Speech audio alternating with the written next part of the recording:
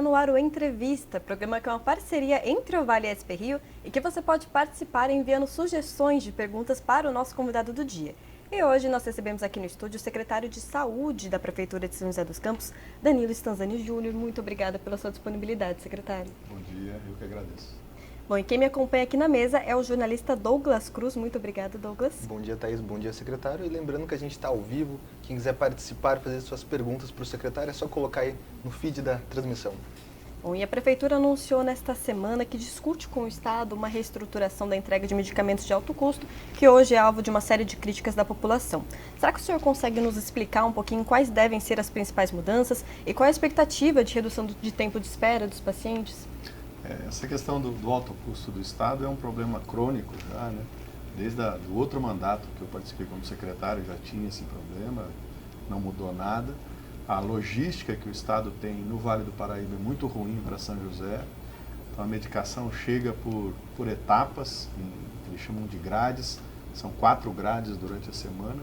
A gente não sabe o que vai chegar em cada semana, a gente fica sabendo no dia que é notificado. Aí nós recebemos, colocamos nos nossos sistemas e comunicamos o usuário da medicação.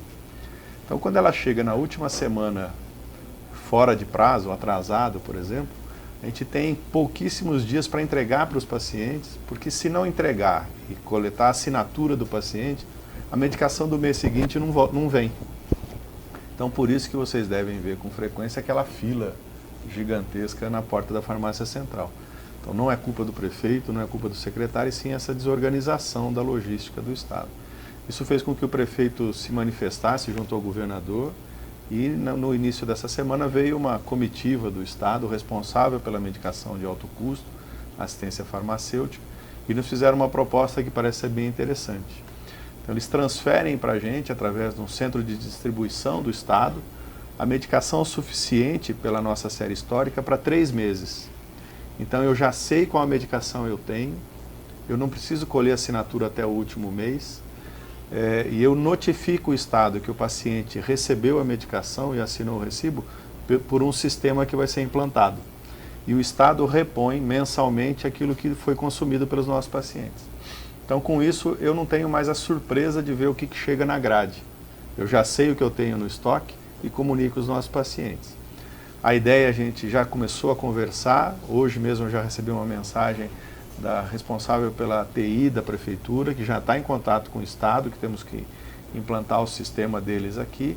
Na semana que vem o corpo técnico deles para cá, para conversar com o nosso pessoal, para ver a rotina, treinar os nossos profissionais para trabalhar com o sistema. E uma coisa muito boa é que eu não tenho mais que pegar o processo e mandar para o Estado para ser avaliado e autorizado. Então, 4 médicos do Estado vão vir trabalhar conosco e eles vão autorizar na própria farmácia central. Então, hoje, para autorizar uma medicação, depois do processo implantado, leva 60 dias mais ou menos. A nossa expectativa é que a gente reduza isso pelo menos para 30 dias. Então, muito mais rápido do que está sendo hoje. Então, eu acredito que vai ser uma melhora significativa para a nossa população, sem sombra de dúvida. Previsão é que esteja em operação já no ano que vem, né? A estimativa é de janeiro, mas eu vou fazer de tudo para implantar antes. Porque a nossa estrutura já está toda organizada, né? Só falta treinar, implantar o sistema e receber a medicação.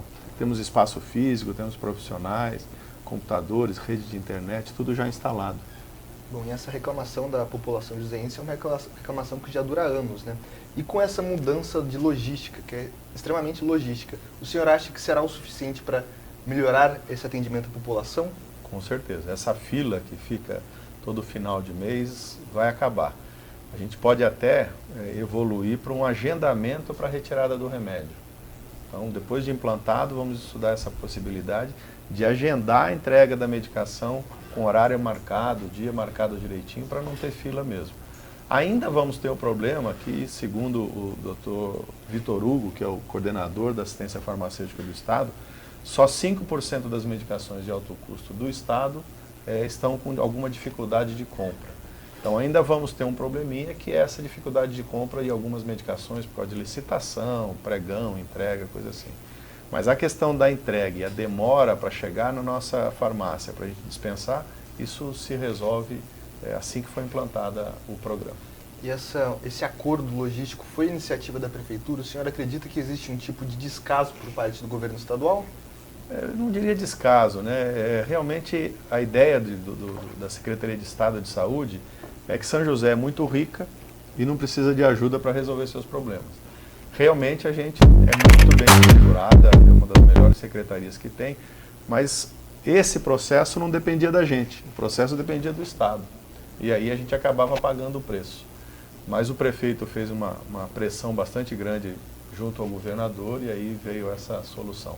Nós vamos ter a quarta cidade a implantar esse novo modelo.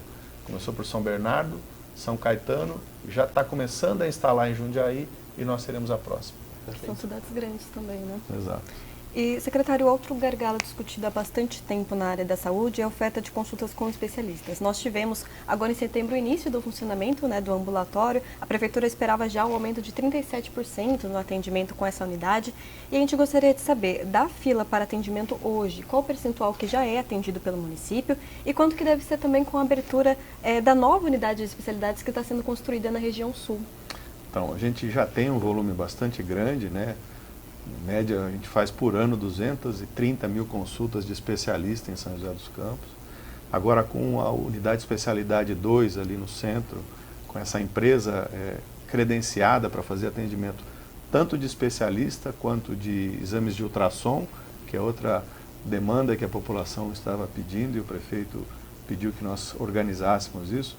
A gente vai dar uma boa desafogada, são 12 mil consultas por mês a mais que a gente vai conseguir fazer, 56 mil exames de ultrassom no ano, que é um contrato de um ano, então a gente conseguiu uma boa desafogada. Além disso, né, a gente continua credenciando especialistas para ampliar a nossa oferta de consultas, conseguimos praticamente zerar algumas especialidades, cardiologia adulto, cardiologia infantil, ortopedia, conseguimos zerar a demanda dessa especialidade, a oftalmologia está sob controle também. Então a gente vem fazendo um trabalho muito interessante nisso. E a novidade mais interessante é que dentro de um prédio público, então um hospital público, né, o Hospital de Clínica Sul, administrado pela HMTJ, uma OS que foi contratada em 2017, já iniciou, já estão levantando as colunas do primeiro pavimento. Deve ficar pronto esse ambulatório em março do ano que vem. E aí nós teremos 16 salas de consultório, com uma capacidade muito grande de consultas. Hoje lá no Clínica Sul tem 3 consultórios, a gente faz por volta de 3 mil consultas, 3.600 consultas. Então a estimativa é a gente fazer a mais de 15 a 18 mil consultas de especialistas por mês, quando em março ficar pronto o novo ambulatório. Então com isso acho que a gente supre a necessidade de especialistas. Tem algumas especialidades que são críticas por conta do profissional, de oferta de profissionais. Agora estamos conseguindo uma parceria. Uma delas, né, talvez a mais crítica, é a reumatologia, por falta de profissionais mesmo. Mesmo a rede credenciada, particular, de convênio, eles têm dificuldade em fixar o reumatologista. Mas a gente conseguiu uma parceria que em breve vai estar credenciada, atendendo na própria clínica.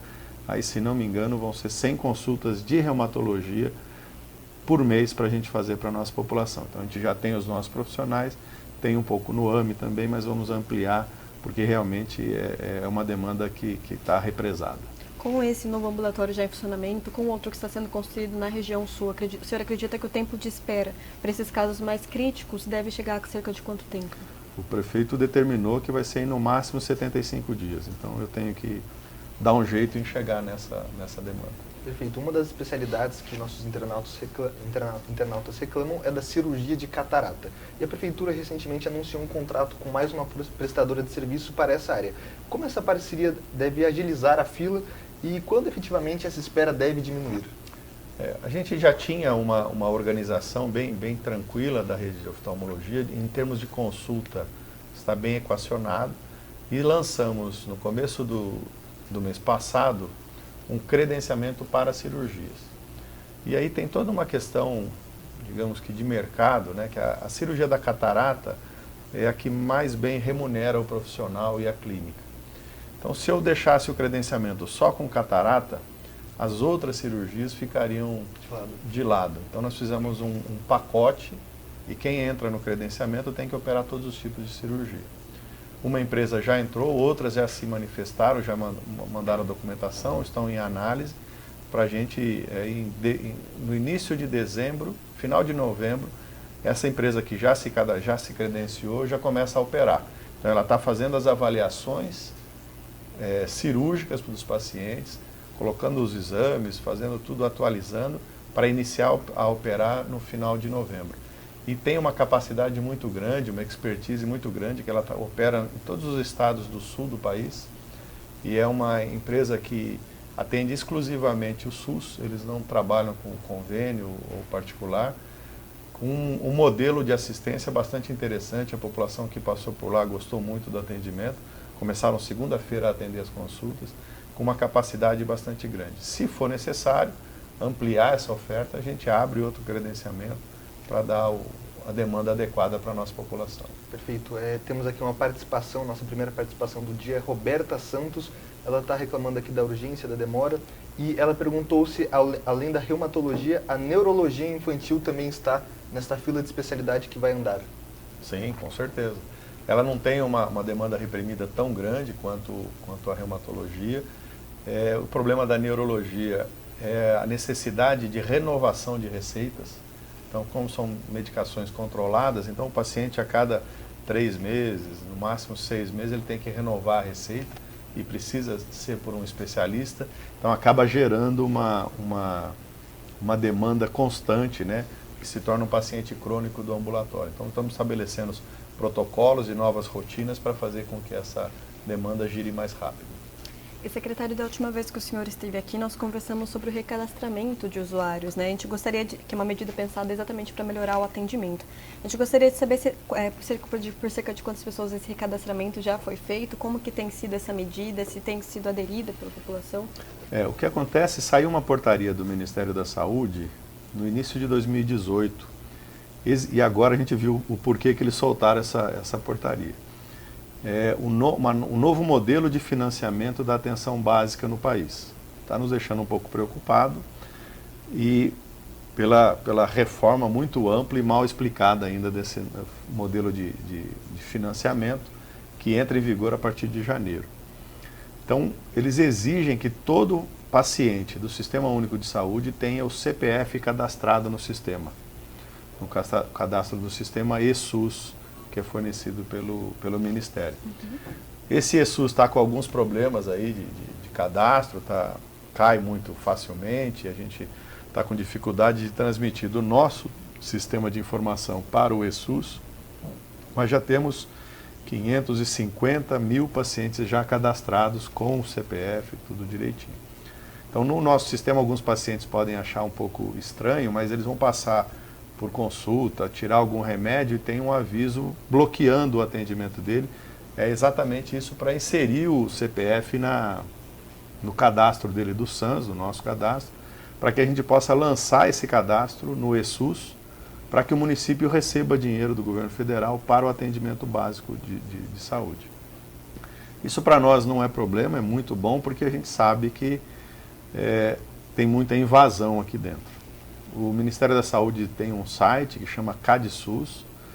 Quando a gente desconfia de uma agilidade muito grande no atendimento, a gente entra no CadSUS e identifica qual que é o município de residência do paciente. Então a gente já tem isso de rotina. Então, uma vez por semana eu desligo alguns CRAS de São José, que são pacientes do Espírito Santo, da Bahia, do sul de Minas. Nossa, com muita frequência a gente atende esses pacientes. E aí a gente comunica o paciente, comunica a Secretaria de Saúde desse paciente e cancelamos o CRAS.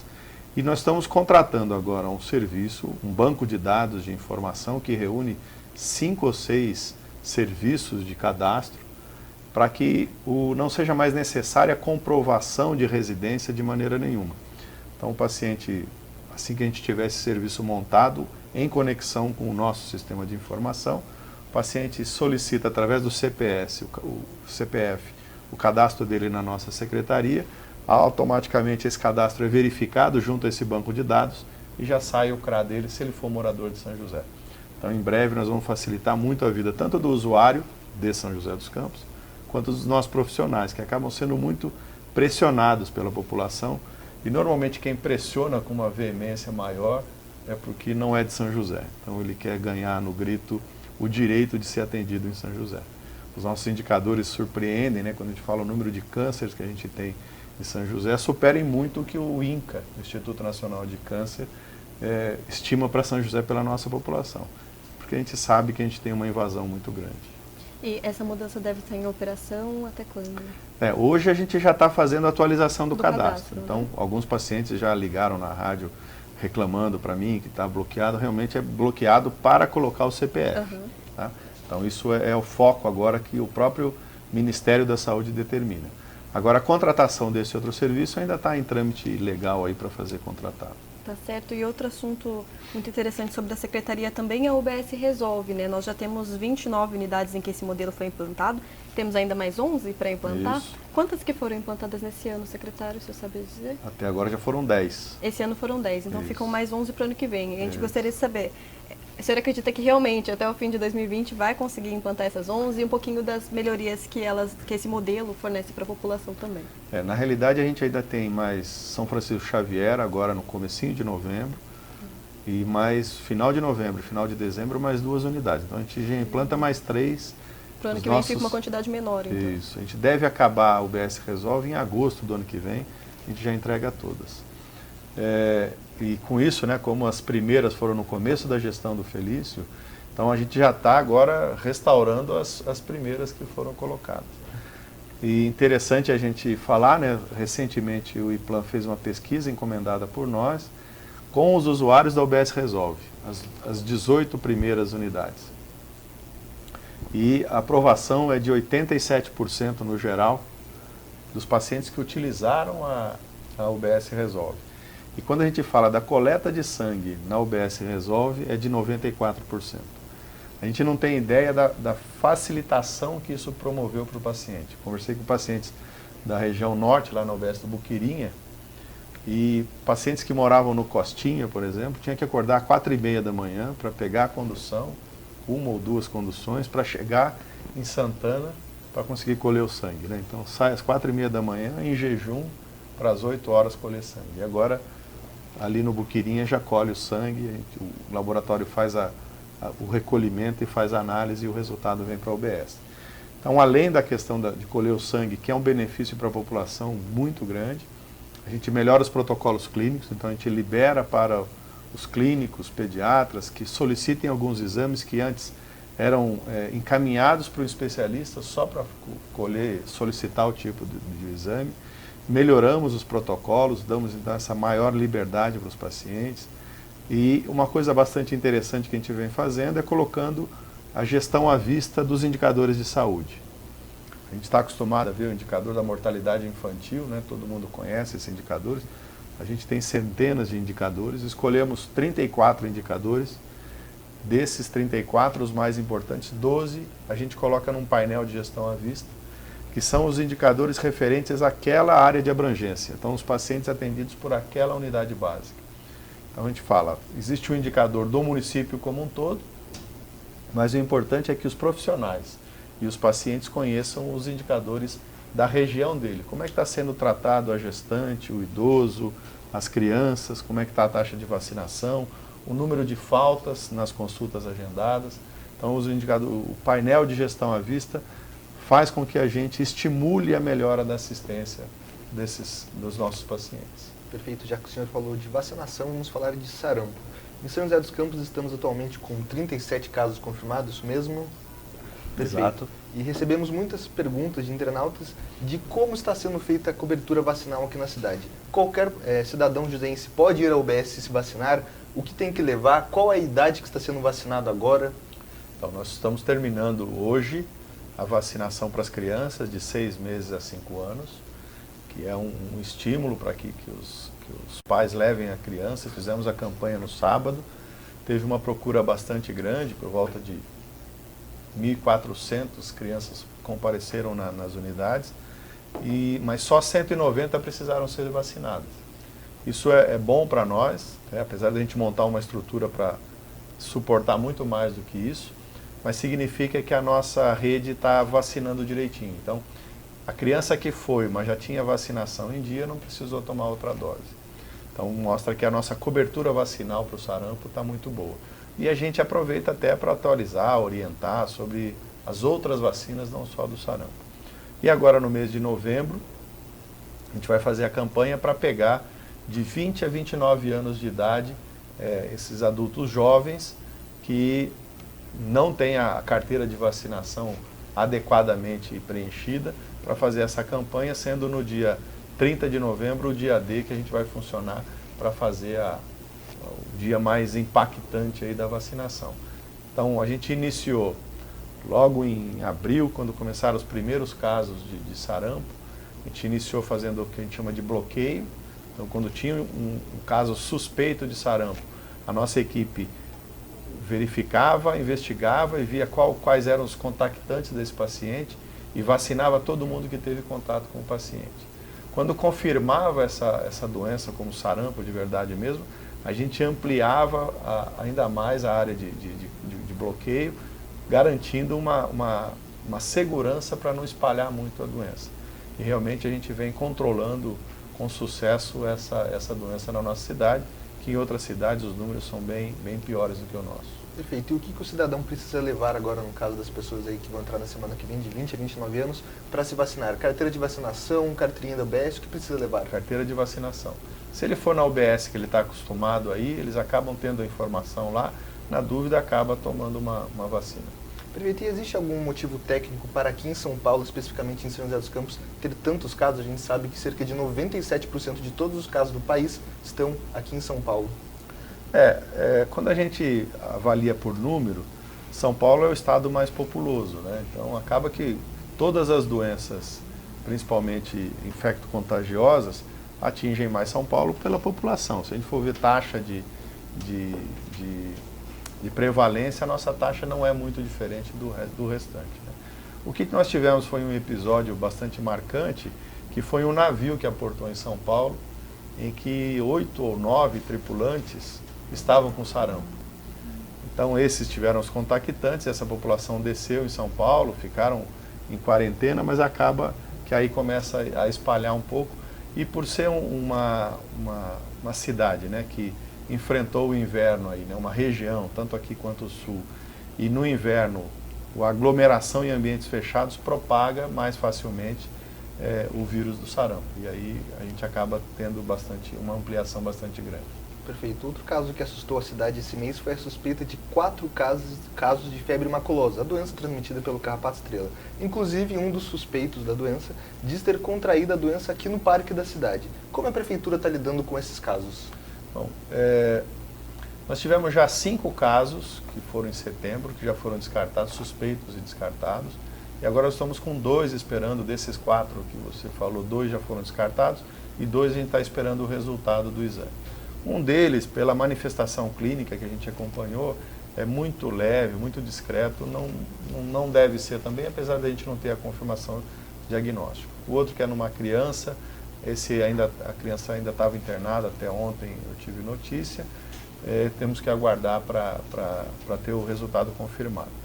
Na questão de controle, né, do carrapato, que é o principal vetor aí que a gente tem, que transmite a bactéria, a gente vem tomando cuidado desde o ano passado, quando a gente teve uma infestação bastante grande de carrapatos. Então, são as questões mecânicas que a gente utiliza. Então, aparar a grama bem baixo para que os vetores naturais, né, os predadores, as aves, galinhas, comam, né, se alimentem do carrapato, diminuindo a população, para manter a população baixa. Uma grande diferença em relação ao ano passado é a situação do clima, né? A gente vinha de um período de seca muito grande, onde a proliferação do carrapato acaba se intensificando no inverno. Para quem é da área rural, no período de inverno, né, era muito comum fazer queimada no pasto realmente para controlar a população de carrapatos. Isso já não é mais permitido, então a gente tem que tomar cuidado no inverno. Nesse inverno de 2019, choveu durante o inverno. Então isso dificulta o ciclo reprodutivo, então a nossa população de carrapatos com certeza foi muito diminuída. Mas de qualquer maneira nós mantivemos a grama, né, o gramado do parque bem aparado, para que tivesse essa remoção mecânica. Além disso, a Secretaria de Urbanismo está fazendo uma parceria com o Instituto Ambiental de São Paulo para fazer um biocarrapaticida, que chama assim. Eles estão testando, já testaram em 3 cidades e vão testar aqui agora um fungo que acaba não permitindo a procriação dos carrapatos sem nenhum dano colateral, digamos assim, para o meio ambiente. Isso está sendo feito estudo agora, colocaram várias armadilhas no parque para ver qual é o foco, né, a quantidade, para que a gente tenha aí um controle ainda mais eficiente desse problema. Perfeito. Existe algum tipo de orientação sobre esse caso para não criar alarde, para quem vai no parque da cidade com a família?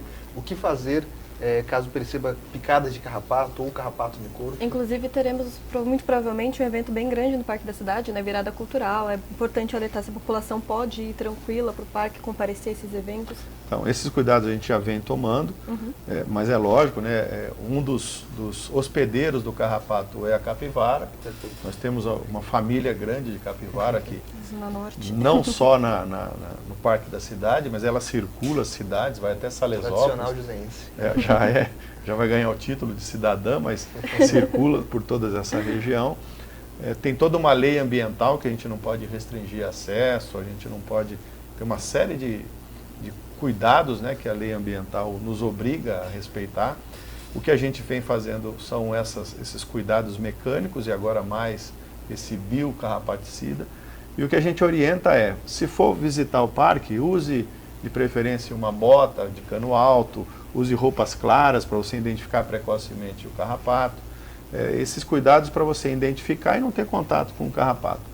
Não ter aquela liberdade de brincar deitado na grama, né, para se aproximar muito. E caso encontre um carrapato, muito cuidado, de preferência com uma pinça, tirar com cuidado para não esmagar o carrapato, porque aí ele pode inocular algumas bactérias, inclusive a Rickettsia, que é a bactéria que provoca a febre maculosa.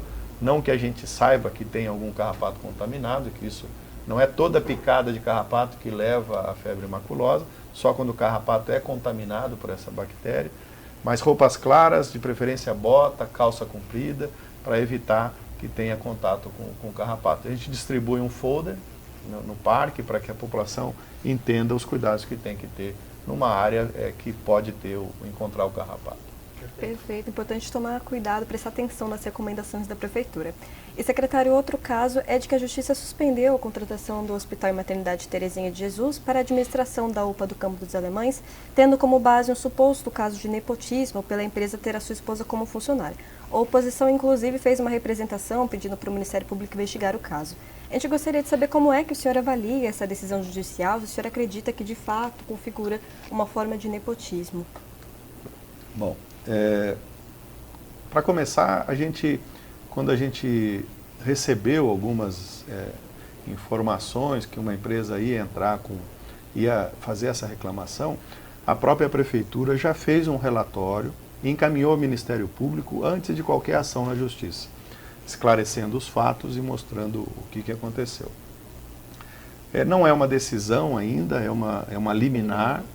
Está sendo avaliada a Justiça, a juíza encaminhou para o Ministério Público para dar o parecer.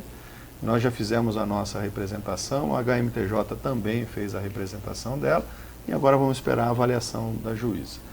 No nosso entendimento, né, meu, da Secretaria, do jurídico da Secretaria, não tem sinal nenhum de nepotismo por várias razões. Primeiro, a doutora Yara, minha esposa, é uma pessoa qualificada, é médica, tem 3 residências médicas, 3 especializações, tem curso de gestão, está fazendo um MBA de gestão, então é uma pessoa qualificada para o que está fazendo. Ela foi contratada pela HMTJ, lembrando, pelo HMTJ Hospital de Clínica Sul, que é uma filial da empresa, então o vínculo dela é com o Hospital de Clínica Sul, em 2017, quando eu também fui contratado. Então nós fomos contratados juntos, a gente tinha uma empresa junto, e fomos contratados para fazer a gestão do hospital. Quando eu fui convidado para ser secretário, em novembro de 2018, quase um ano depois, eu saí dessa empresa que eu tinha com a doutora Yara e assumi a secretaria. Ela ficou sozinha na empresa e se manteve na gestão do Clínica Sul.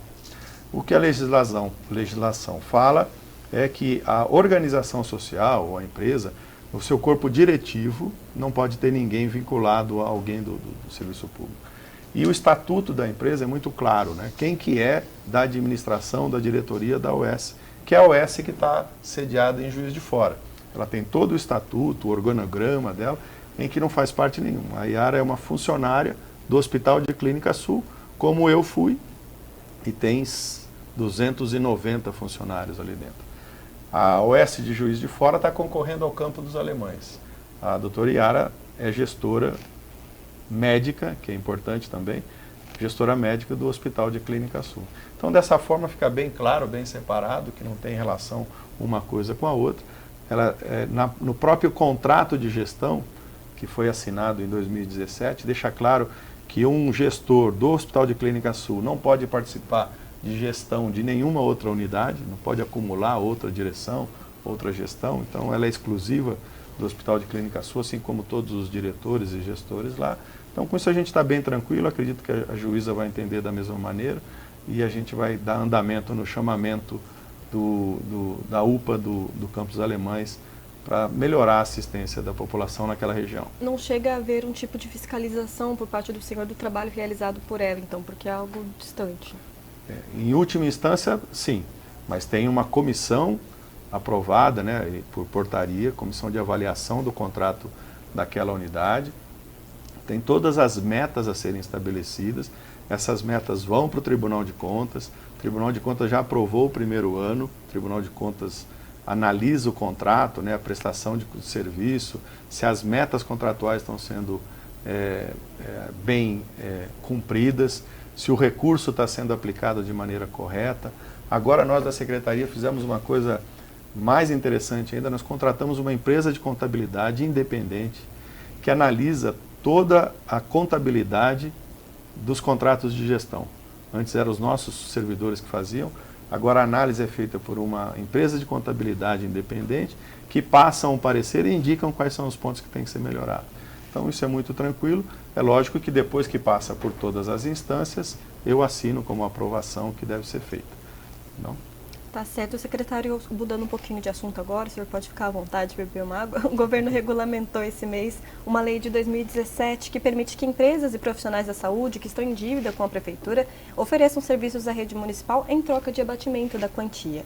O senhor tem uma previsão de quando será aberto o credenciamento para as empresas e profissionais interessados? E se há uma previsão de quantos procedimentos poderão ser feitos dessa forma? Então, o próprio decreto, né, ele diz que eu tenho que soltar, eu e o secretário Anderson, vamos soltar uma portaria na semana que vem, com o nome da comissão que vai fazer o edital. Então já temos os nomes, eu estou com a minuta, inclusive, no carro, que nós vamos levar já para o Anderson assinar, para semana que vem ser encaminhada. Aí, com essa comissão, publica o edital, os meus técnicos já estão listando quais são os exames que a gente mais precisa, não só exames, mas procedimentos, consultas, vão ser listados, né, e os valores que a gente remunera por cada um deles.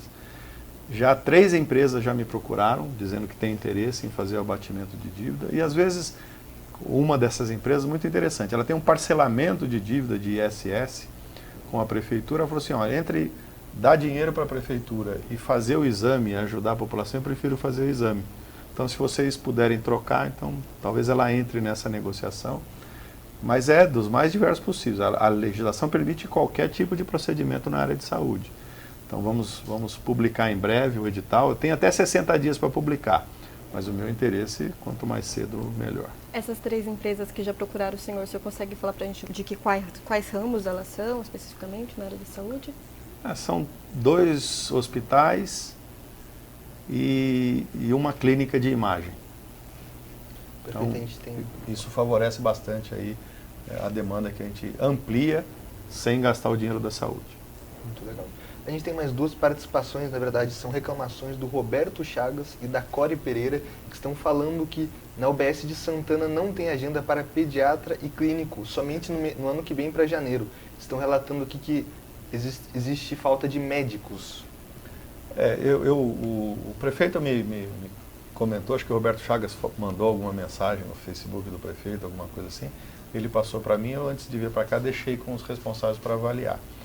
Não é normal isso acontecer, a gente tem oferta de médicos.